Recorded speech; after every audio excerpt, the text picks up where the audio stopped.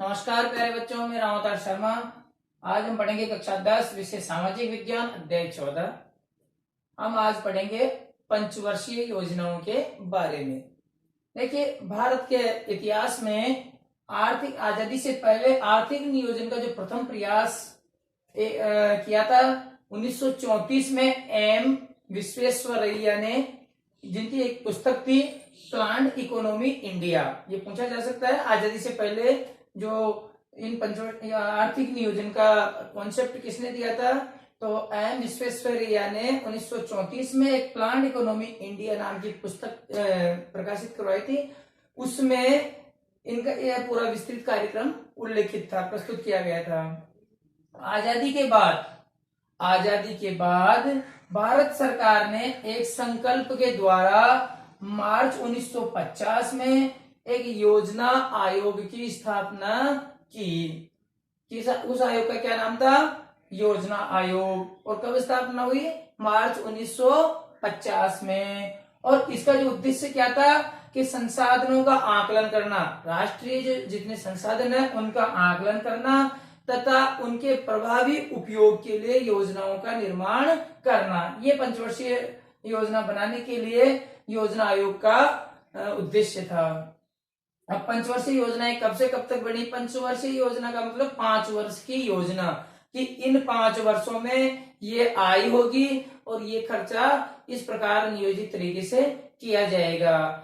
जो आवश्यकताएं हैं उनको प्राथमिकता के आधार पे योजना बना करके पूरा करना।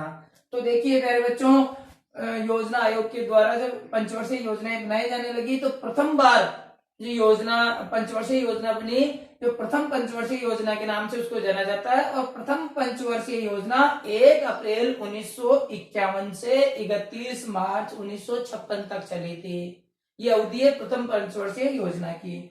द्वितीय पंचवर्षीय योजना 1 अप्रैल 1956 से 31 मार्च 1961 तक चली।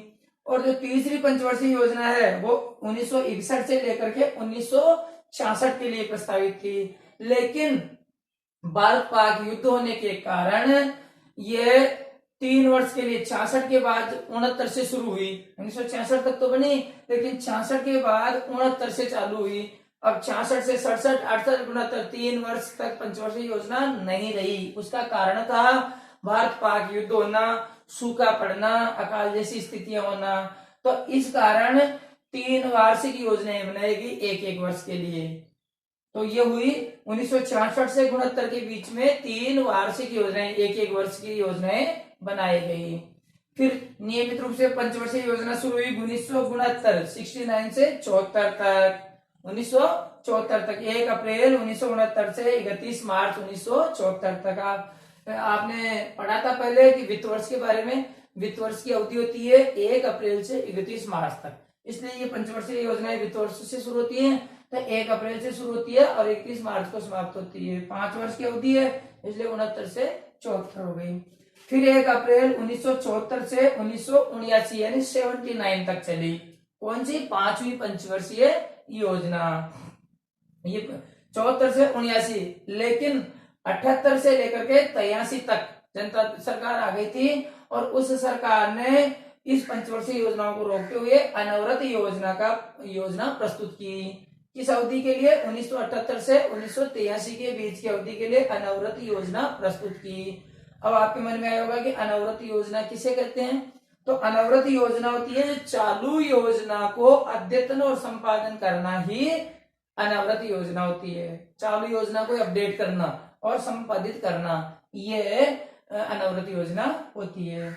लेकिन जब 78 से 83 के लिए अनवरत योजना प्रस्तुत कर दी, लेकिन वापस कांग्रेस सरकार आ गई और कांग्रेस सरकार ने 1980 में अनवरत योजना को समाप्त करके 80 से 85 के लिए छठी पंचवर्षीय योजना शुरू कर दी। 1980 से 85 तक छठी पंचवर्षीय योजना रही। फिर 7वीं पंचवर्षीय योजना 1 अप्रैल 1985 से 31 मार्च 1990 तक। लेकिन 90 के बाद में 91 से 90 से पंचवर्षीय योजना प्रारंभ नहीं हुई। बदलती हुई राजनीतिक परिस्थितियों के कारण 90-91 में 8वीं योजना शुरू नहीं हो सकी। और 8वीं पंचवर्षीय योजना शुरू हुई 1992 से, 1 अप्रैल 1992 से 31 मार्च 1997 तक। 1 अप्रैल 1997 से 31 मार्च 2002 तक 9वीं पंचवर्षीय योजना चली। ये अवधि आपको याद रखनी है, कौन सी पंचवर्षीय योजना कब चली। फिर 10वीं पंचवर्षीय योजना 2002 से 2007 तक, और 11वीं पंचवर्षीय योजना चली 2007 से 2012 तक, और 12वीं पंचवर्षीय योजना 2012 से 2017 तक। अब इंपॉर्टेंट बात याद रखनी है प्यारे बच्चों आपको कि 12वीं पंचवर्षीय योजना का जो संशोधित लक्ष्य था वो विकास दर 8% रखने का था, यानी 8% विकास दर का लक्ष्य रखा गया था। प्रश्न पूछा जाए तो आपको लिखना है। और ये 12वीं पंचवर्षीय योजना अंतिम पंचवर्षीय योजना थी। इसके बाद आधुनिक परिवेश और बदलते हुए भारतीय वैश्विक परिस्थितियों के कारण इन पंचवर्षीय योजनाओं को 2017 में समाप्त करके योजना आयोग की जगह अब नीति आयोग की स्थापना हो गई। योजना आयोग के अध्यक्ष भी प्रधानमंत्री होते थे और नीति आयोग के अध्यक्ष भी प्रधानमंत्री ही होते हैं। लेकिन ये कई बार प्रश्न पूछा गया है कि योजना आयोग के स्थान पर कौन से आयोग का गठन किया गया, या योजना आयोग की समाप्ति कब की गई और नीति आयोग की स्थापना कब की गई। तो आपको याद रखना है, केंद्रीय मंत्रिमंडल के संकल्प के द्वारा नीति आयोग की स्थापना 1 जनवरी 2015 को की गई। कब की गई? 1 जनवरी 2015 को नीति आयोग की स्थापना की गई।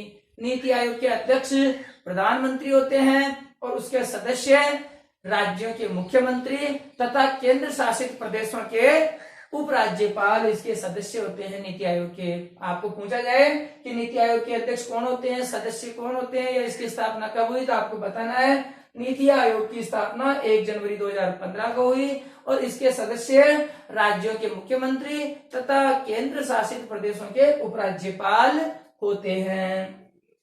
नीति आयोग का उद्देश्य है दीर्घकालिक नीतियां निर्माण करना, दीर्घकालिक नीतियों का निर्माण करना। तो प्यारे बच्चों, ये था आपका पंचवर्षीय योजना और अध्याय 14 समाप्त हो गया है। सारे प्रश्न उत्तर आपको करने हैं, इसको अच्छी तरह याद करने हैं। बोर्ड परीक्षा में इसमें से प्रश्न पूछे जाते हैं। तो ओके, गुड बाय।